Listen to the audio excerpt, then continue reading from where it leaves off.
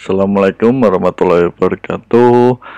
Kita kali ini mau bahas yang lagi ngehits, yaitu tentang kartu prakerja ya. Seperti apa aturan mainnya? Nah, saya baru saja download peraturan menterinya. Kita mau coba sampaikan di sini, kita mau ulas. Nah, mudah-mudahan dari yang nanti kita ulas bisa memberikan informasi yang cukup bagi kalian yang menonton terkait dengan video ini ya.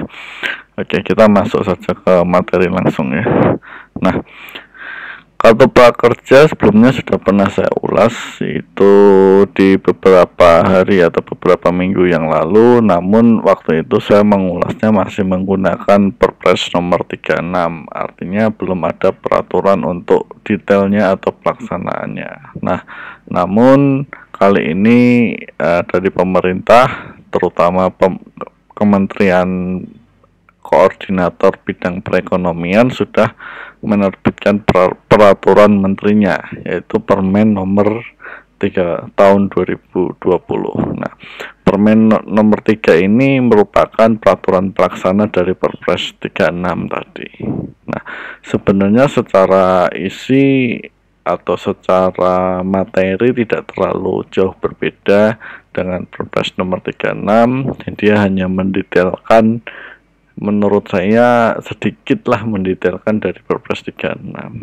Nah, karena di sana menurut saya sendiri pun masih ada beberapa pertanyaan yang belum bisa terjawab kalau kita lihat atau kita cari di peraturan menteri tersebut. Nah, diharapkan nanti ada petunjuk teknis atau surat edaran menterinya sehingga masyarakat Indonesia yang membutuhkan kartu prakerja itu benar-benar bisa mengetahui informasinya dan dasar hukumnya dengan baik ya, sehingga tidak terjadi salah informasi dan lain sebagainya. Baik, kita masuk ya. Nah, kita ulangi lagi ya. Program kartu prakerja itu adalah program pengembangan kompetensi kerja yang ditujukan untuk pencari kerja atau pekerja yang terkena PHK dan atau pekerja yang membutuhkan peningkatan kompetensi. Nah, kalau dari pengertiannya itu sasarannya ada 3, yaitu pekerja yang lagi cari kerja atau pengangguran. Yang kedua, pekerja yang terkena PHK alias pengangguran juga. Dan yang ketiga adalah pekerja yang sedang atau ingin meningkatkan kompetensinya. Nah, kemudian dari ketiga item tadi, tentu saja menurut saya pribadi ya, yang harus lebih diutamakan itu yang huruf A dan huruf B, yaitu pencari kerja. Jadi pencari kerja itu saya pikir harus didefinisikan lebih detail, apakah dia fresh graduate, apakah dia baru lulus sekolah, ataukah dia sudah menganggur berapa lama. Itu saya pikir harus ada penjelasannya lebih baik. Kenapa? Karena bisa saja nanti ada penyalahgunaan, orang ikut program ini terus tapi nggak kerja-kerja seperti itu. Nah, jadi harus ada batasan untuk penerima kartu prakerja ini. Nah, yang kedua, pekerja yang terkena PHK. Nah, ini PHK ini di Undang-Undang 13 sendiri sangat banyak sekali jenisnya ya. Ada orang resign, itu namanya PHK. Ada orang sakit berkepanjangan 12 bulan berturut-turut tidak bisa bekerja, kemudian dilakukan PHK, itu juga PHK. Ada yang karena dia melakukan pelanggaran di kantornya, itu juga PHK.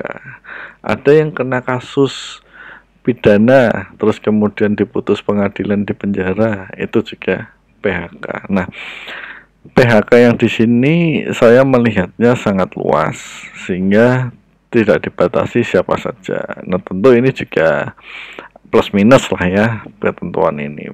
Nah, menurut saya pemerintah ya mungkin untuk awalnya ini memberikan aturan yang cukup longgar karena mungkin mau melihat juga mungkin, atau istilahnya apa ya, melihat reaksi pasar seperti itu, melihat reaksi test the water kali ini menurut pendapat saya. Nah, sedangkan untuk target sasaran yang ketiga yang membutuhkan peningkatan kompetensi kerja, sebenarnya di Undang-Undang 13 pun itu perusahaan itu pun wajib untuk memberikan peningkatan kompetensi kerja bagi pegawainya. Cuman secara faktual memang tidak semua perusahaan mampu, ya. Apalagi perusahaan yang baru merintis, perusahaan yang omsetnya mungkin masih di bawah 1 triliun. Nah, perusahaan-perusahaan itu yang mungkin belum mampu memberikan pelatihan bagi karyawannya. Nah, ini mungkin adalah program komplementer atau pelengkap untuk bagi mereka yang membutuhkan peningkatan skill. Nah, kemudian syaratnya apa? Nah, syaratnya WNI nanti ditunjukkan dengan KTP ya pasti. Kemudian usia minimal 18 tahun dan sedang tidak mengikuti pendidikan formal. Jadi syaratnya sangat mudah sekali. Artinya kalau kita lihat subjek atau yang mau diberikan itu siapa dan syaratnya, itu hampir semua penduduk Indonesia yang usianya di atas 18 tahun itu bisa mengikuti program ini. Menurut saya karena ini adalah prakerja, namanya pra itu kan sebenarnya sebelum kerja. Sebelum kerja itu lebih cocok ini diberikan pada masyarakat yang usianya adalah di bawah mungkin 30 atau 35 tahun. Sehingga ada batasan di situ. Kenapa? Karena tidak mungkin ini kalau minimalnya cuma 18 tapi tidak ada batas atasnya. Orang usia 70 pun atau usia 60 pun yang masih ingin mencari kerja pun ada. Yang masih pengen produktif pun ada. Tetapi kan secara ketentuan usia produktif itu secara internasional sudah ada tuh batasannya. Nah, ini yang mungkin menurut saya nggak tahu apakah sudah terpikir atau mungkin ada banyak pertimbangan yang lain, ya itu silahkan saja. Tapi menurut saya itu harus dibatasi. Sehingga apa? Sehingga tidak membuat program ini menjadi salah sasaran atau dimanfaatkan oleh oknum-oknum yang tidak berkepentingan. Ya. Nah, kecuali untuk yang C tadi, yang C mungkin dibatasi usianya, syaratnya harus bekerja dan jadi dibagi dua. Kalau untuk yang kompetensi kerja dia harus benar-benar menunjukkan dia sudah kerja di bidang apa. Jangan sampai orang yang sudah fokus di bidang katakanlah A gitu, dia pengen meningkatkan kompetensi di bidang yang lain. Nah, itu akan menjadi ya sebenarnya boleh-boleh saja, tapi menurut saya akan menjadi kurang tepat seperti itu ya. Oke, nah cara pendaftarannya diatur di sini secara online. Nah, situsnya resmi tadi saya sempat googling, situsnya kalian bisa cek di prakerja.go.id. Nah, tapi kayaknya baru bisa diakses atau baru muncul untuk pendaftaran itu tanggal 11 kalau nggak salah ya, 11 Maret. Nah, tadi saya buka masih sudah bisa, situsnya sudah ada penjelasan dan berbagai macam. Cuman saya cari-cari tombol untuk daftar atau untuk menjadi anggota atau untuk menjadi pengen untuk mendapatkan fasilitas ini ya belum ada. Nah, terus nanti kalau ini sudah disetujui, nanti ya akan diberikan kartu ya. Tapi kartunya bersifat digital seperti itu. Nah, selain online tadi bisa juga lewat instansi pemerintah atau Pemda atau pihak yang lain ya. Nah, cuma yang di sini harus diperhatikan ada kuota, ternyata ada kuota bagi penerima. Nah, ini yang harus diinformasikan secara transparan kepada publik ya. Kuota ini saya harapkan muncul di situsnya sehingga masyarakat bisa tahu hari ini katakanlah kuota sampai bulan April katakanlah berapa ratus ribu yang sudah mendaftar sekian. Nah, terus yang mendaftar untuk cari pekerjaan sekian, yang mendaftar untuk setelah di PHK sekian yang mendaftar untuk peningkatan kompetensi sekian. Saya pikir itu harus ada sehingga secara statistik nanti bisa diketahui. Nah, tapi ini belum ya. Mungkin ini karena masih pengembangan dan masih baru kali ya. Nah, kemudian manfaat dari kartu prakerja ini apa? Yang pertama tentu saja pelatihan ya. Pelatihan, yang kedua adalah insentif. Nah, kalau saya melihat pelatihan, ya, kalau saya melihat pelatihan bagus ya. Tapi menurut saya prakerja ini akan jadi, kalau pelatihan itu kan sudah ada namanya BLK di Kementerian Tenaga Kerja, sudah ada namanya lembaga-lembaga pelatihan dari Kementerian Tenaga Kerja. Cuman yang uniknya di sini pelatihannya ini adalah kayak online, karena mungkin mengikuti perkembangan zaman ya. Nah, kalau online, pikiran saya itu orang, atau saya akan ambil kesempatan ini katakanlah gitu ya, untuk belajar mungkin animasi atau belajar coding atau belajar buat aplikasi handphone, sehingga nanti sebenarnya saya nggak butuh pekerjaan formal, saya cuma butuh pekerjaan atau freelancer seperti itu. Dari saya bisa coding, saya bisa katakanlah buat aplikasi, saya pasarkan di Google Play Store atau dipasarkan di iOS. Kemudian ketika aplikasi saya sudah ada banyak yang install, saya pasang AdMob, saya bisa dapat penghasilan dari iklan. Ya memang tidak serta-merta langsung besar, ada proses di sana. Atau saya bisa sambil kerja di posisi ini, saya akan minta pelatihan pembuatan animasi katakanlah, atau membuat grafik desain atau logo. Nah, nanti akan saya jual di Fiverr atau saya jual di Shutterstock. Nah, saya pikir ini bagus ya untuk pemerintah, bagus untuk meningkatkan ide-ide atau merangsang ide-ide dan memfasilitasi lah pastinya anak-anak muda maupun usia produktif bekerja untuk berkreasi lebih banyak. Karena orang sebenarnya googling saja, cari di YouTube, pelatihan online itu sangat banyak dan gratis. Tapi ini diberikan khusus, dan saya baca aturannya, vendornya pun sepertinya vendor yang certified ya. Jadi ini bagus.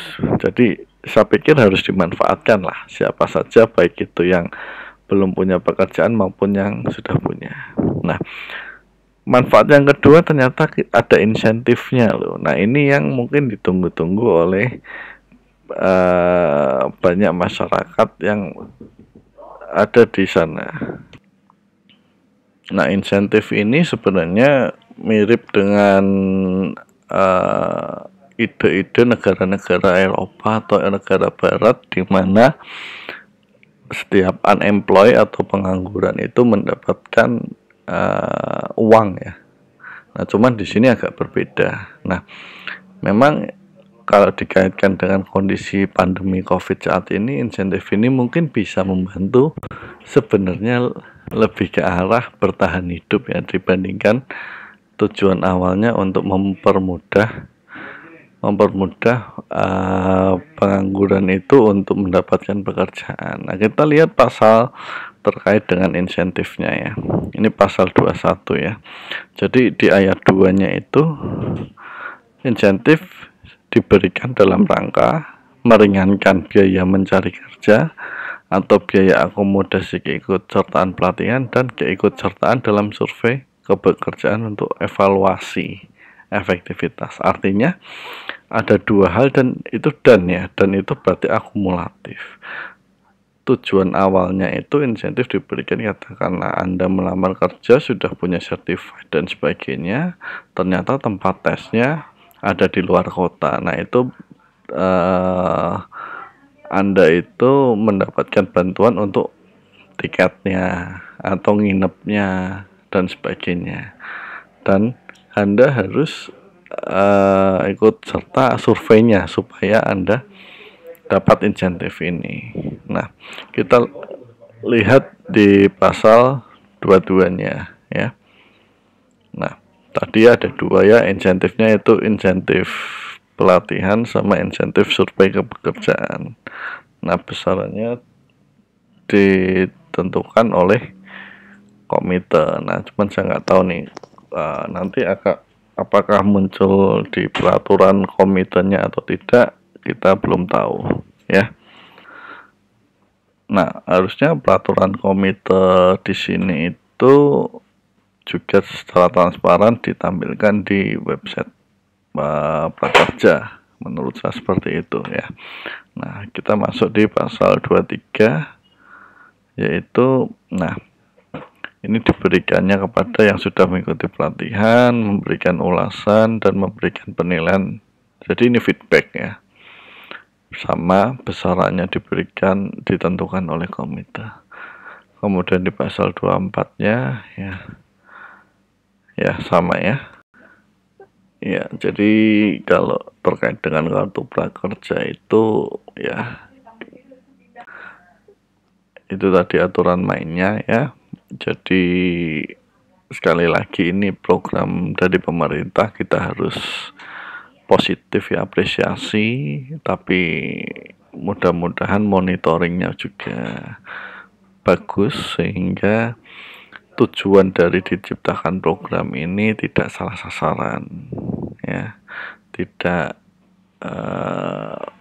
window dressing lah, ibaratnya seperti itu, sehingga dapat benar-benar meningkatkan kompetensi atau skill dari masyarakat Indonesia, sehingga secara ekonomi pun dia bisa naik dan menjadikan Indonesia menjadi negara yang lebih sejahtera.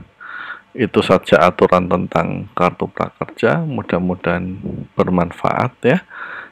Saran dan kritiknya saya tunggu. Terima kasih sudah menonton. Assalamualaikum warahmatullahi wabarakatuh.